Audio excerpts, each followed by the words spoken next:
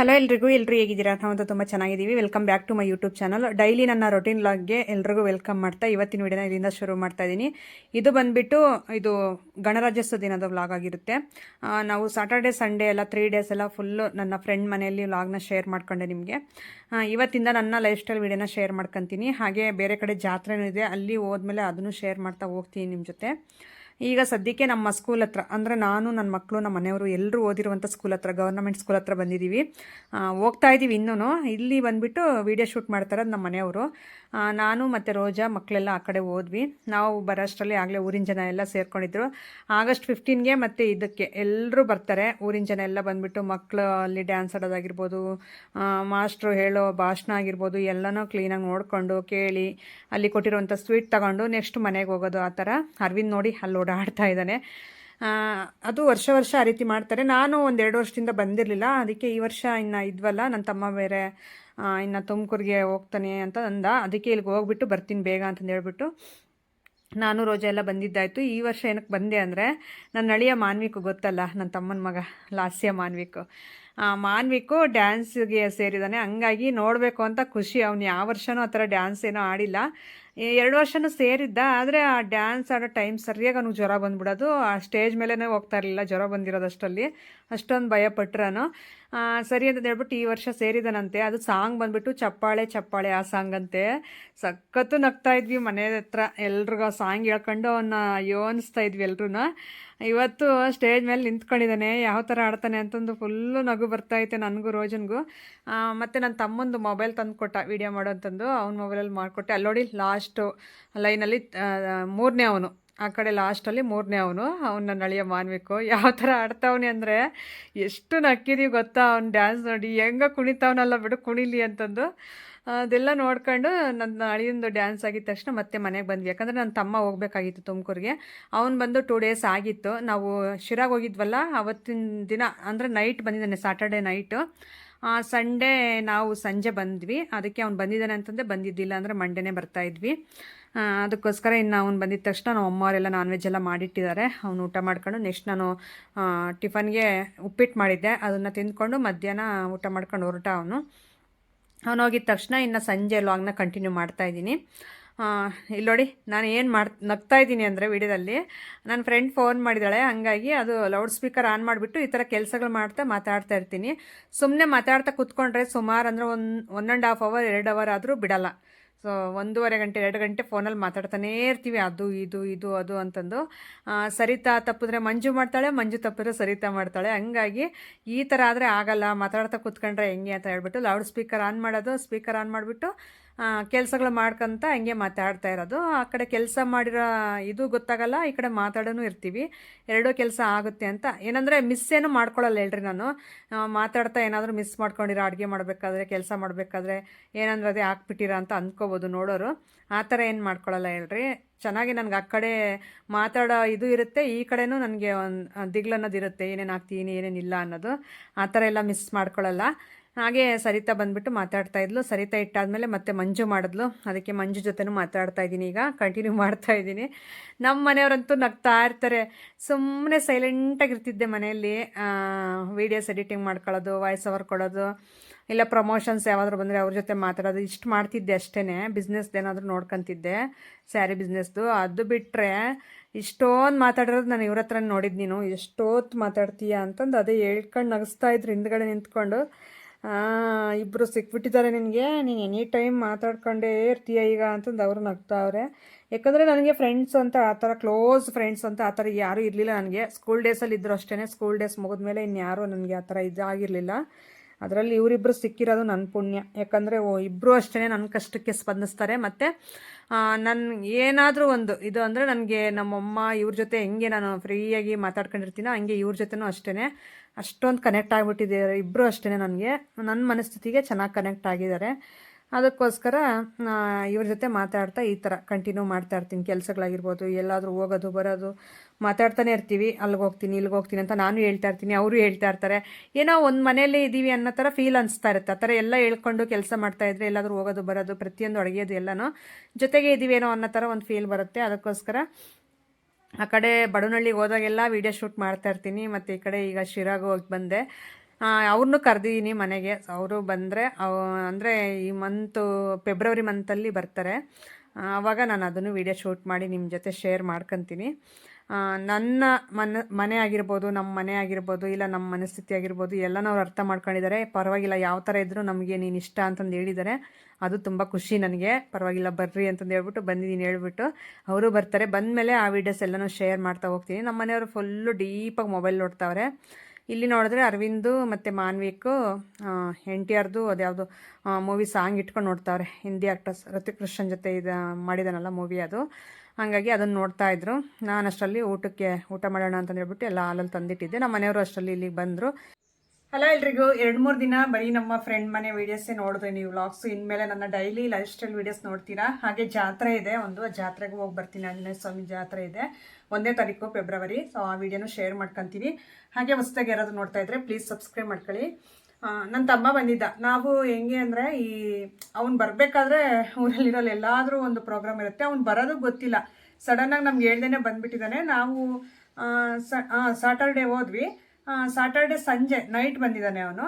ಮತ್ತು ಸಂಡೇ ನಾವು ಈವ್ನಿಂಗ್ ಬಂದಿದ್ದು. ಒಂದು ವೇಳೆ ಅವ್ನು ಬಂದಿಲ್ಲ ಅಂದರೆ ನಾವು ಮಂಡೇ ಮಾರ್ನಿಂಗೇ ಬರ್ತಾಯಿದ್ವೇನೋ. ಯಾಕಂದರೆ ಅಷ್ಟು ಚೆನ್ನಾಗಿ ಅಡ್ಜಸ್ಟ್ ಆಗಿಬಿಟ್ಟಿದ್ವಿ ಅಲ್ಲಿ ಅವ್ರ ಮನೆಯಲ್ಲಿ. ನಮಗೂ ಒಂಥರ ಬೇಜಾರು ಅನ್ಸೋದು ಬರೋದಕ್ಕೆ.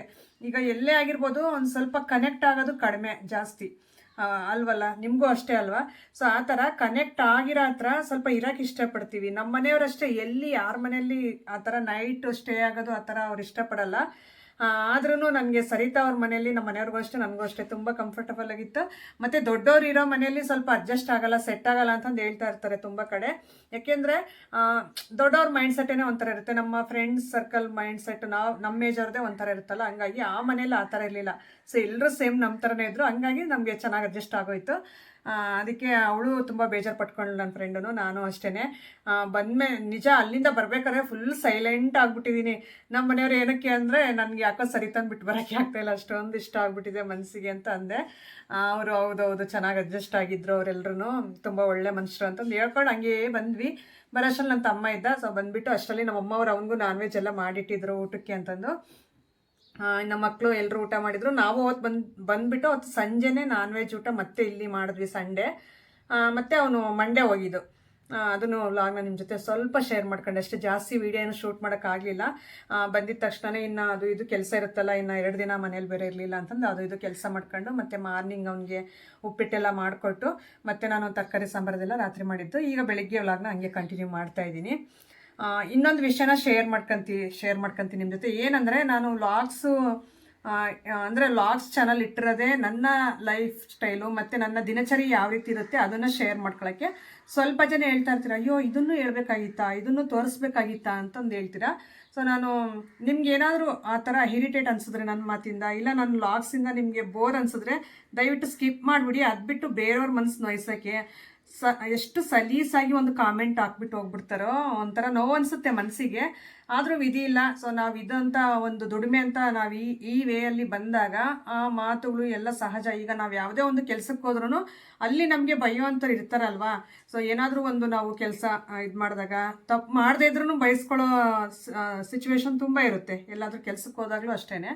ಸೊ ಹಂಗೆ ಅಂದ್ಕೊತೀನಿ ನಾನು. ಆದ್ರೂ ಅದು ನಾವು ಮಾತಲ್ಲಿ ಮಾತಾಡ್ತೀವಿ ಅಷ್ಟೇ. ಇದು ಕಾಮೆಂಟ್ ಸೆಕ್ಷನಲ್ಲಿ ಬರೆದ್ಬಿಟ್ಟು ಹೋಗ್ತಾರಲ್ಲ, ಇದೊಂಥರ ಮನಸ್ಸಿಗೆ ಹಚ್ಕೊಬಿಡ್ತೀವಿ. ಹಂಗಾಗಿ ಏನಂದರೆ, ಸೊ ನಾನು ಏನೇ ನನ್ನ ಆಗು ಹೋಗು ಸುಖ ದುಃಖ ಎಲ್ಲ ಕಷ್ಟ ಪ್ರತಿಯೊಂದು ಶೇರ್ ಮಾಡ್ಕೊತೀನಿ ನಾನು. ನನ್ನ ಫ್ಯಾಮಿಲಿ ಮೆಂಬರ್ಸ್ ಅಂತಂದೇ ತಿಳ್ಕೊಂಡಿರೋದು. ಯೂಟ್ಯೂಬಲ್ಲಿ ನನ್ನ ಸಬ್ಸ್ಕ್ರೈಬರ್ಸ್ನಾಗಿರ್ಬೋದು, ಇನ್ಸ್ಟಾಗ್ರಾಮಲ್ಲಿ ನಮ್ಮ ಫಾಲೋವರ್ಸ್ನಾಗಿರ್ಬೋದು. ಹಾಗಾಗಿ ಪ್ರತಿಯೊಂದು ವಿಷಯನೂ ಶೇರ್ ಮಾಡ್ಕೊತೀನಿ ನಾನು.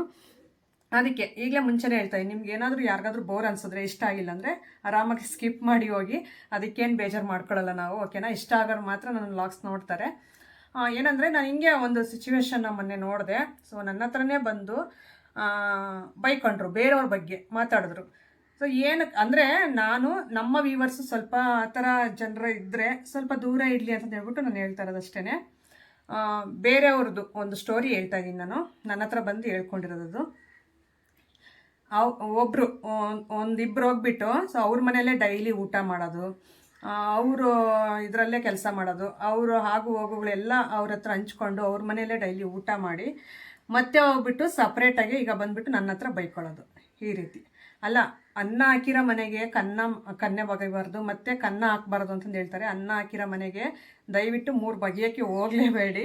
ಸೊ ಯಾಕೆಂದರೆ ಅನ್ನ ಅಂದರೆ ಯಾರಿಗೂ ಅದು ಆ ಪುಣ್ಯ ಸಿಗಲ್ಲ. ಅಷ್ಟು ನೀವು ಊಟ ಮಾಡ್ಕೊಂಡು ಅಲ್ಲಿ ನೀವು ನಿಯತ್ತಾಗಿ ಇದ್ದೀರಾ ಅಂದರೆ ಆ ನಿಯತ್ನ ಹಂಗೆ ಉಳಿಸ್ಕೊಳ್ರಿ. ನಿಮ್ಮ ಕೈಲಿ ಅನ್ನ ಹಾಕೋಕ್ಕಾಗಲಿಲ್ಲ, ಒಂದು ವೇಳೆ ನಿಮಗೆ ಅವ್ರಿಗೆ ಹೆಲ್ಪ್ ಮಾಡೋಕ್ಕಾಗಲಿಲ್ಲ, ಬೇಡ, ಅವ್ರು ಕೆಟ್ಟವರೇ ಆಗಿರಲಿ, ಅವ್ರ ಬಗ್ಗೆ ಕೆಟ್ಟದಾಗಿ ಮಾತಾಡೋದು ತಪ್ಪು ಅಂತ ಹೇಳೋಕ್ಕೆ ಇಷ್ಟಪಡ್ತೀನಿ. ಯಾಕಂದರೆ ನನ್ನ ಹತ್ರನೇ ಹೇಳ್ಕೊಂಡ್ರು.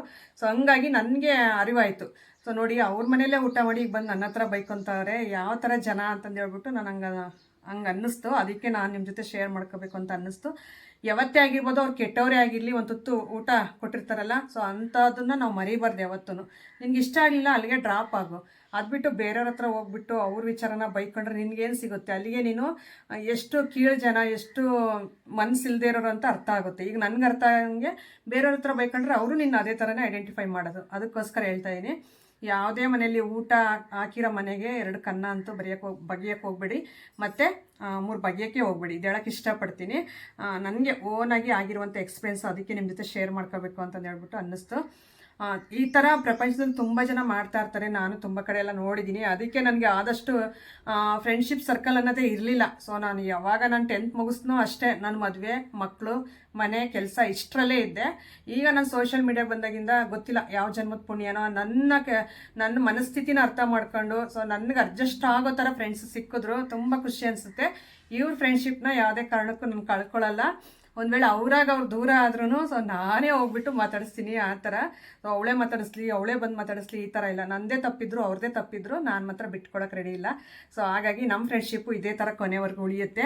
ಸೊ ಮಂಜು ಆ್ಯಂಡ್ ಸರಿತಾ ಇವರಿಬ್ಬರು ನನಗೆ ಸಿಕ್ಕಿರೋ ಅಂಥದ್ದು ದೊಡ್ಡ ಪುಣ್ಯ. ಈ ಥರ ಅಕ್ಕ ತಂಗಿರ ಸಮೇತ ಇರಲ್ಲ. ಯಾಕಂದರೆ ನನ್ನ ಕಷ್ಟ, ನನ್ನ ಫೀಲಿಂಗ್ಸು, ನನ್ನನ್ನು ಅರ್ಥ ಮಾಡ್ಕೊಂಡಿದ್ದಾರಲ್ಲ, ಅದು ತುಂಬ ಖುಷಿ ಅನಿಸುತ್ತೆ.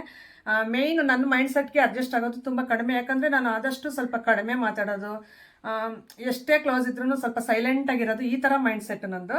ಅದರಲ್ಲಿ ನನ್ನನ್ನು ಅಡ್ಜಸ್ಟ್ ಮಾಡ್ಕೊಂಡು ನನ್ನ ಜೊತೆ ಕ್ಲೋಸ್ ಆಗಿ ನನ್ನ ಜೊತೆ ಮಾತಾಡೋ ಥರ ಮಾಡಿದಾರಲ್ಲ, ಅದು ಖುಷಿ ಅನಿಸುತ್ತೆ. ನಮ್ಮ ಮನೆಯವರು ಅದನ್ನೇ ಹೇಳ್ತಾ ಇರ್ತಾರೆ, ನೀನು ಜಾಸ್ತಿ ಮಾತಾಡಲ್ಲ, ಓಪನ್ ಅಪ್ ಆಗಲ್ಲ, ಏನಿಲ್ಲ, ಸೈಲೆಂಟಾಗಿರ್ತೀಯ, ನಿನ್ನ ಜೊತೆ ಯಾರು ಫ್ರೆಂಡ್ಶಿಪ್ ಮಾಡ್ತಾರೆ, ಅದಕ್ಕೆ ನೀನು ಒಂಟಿಯಾಗಿರೋದು ಅಂತಂದು ಅನ್ನೋರು. ಗೊತ್ತಿಲ್ಲ, ನಾನು ಬೆಳೆದು ಬಂದಿರುವಂಥ ರೀತಿ ಅಂಥದ್ದು. ನಮ್ಮಪ್ಪ ನಮ್ಮಮ್ಮ ಅವ್ರ ಮನೆಯಲ್ಲಿ ಸೈಲೆಂಟಾಗಿದ್ದು ಇದು ಅಭ್ಯಾಸ. ನನಗೆ ಮಾತು ಅಂದರೆ ಸ್ವಲ್ಪ ಜನ ಸೈಲೆಂಟಾಗಿರ್ತಾರೆ ಅಂತವ್ರು ನಂಬಾರ್ದು ಅಂತಂದು ಸ್ವಲ್ಪ ಜನ ಹೇಳ್ತಾ ಇರ್ತಾರೆ.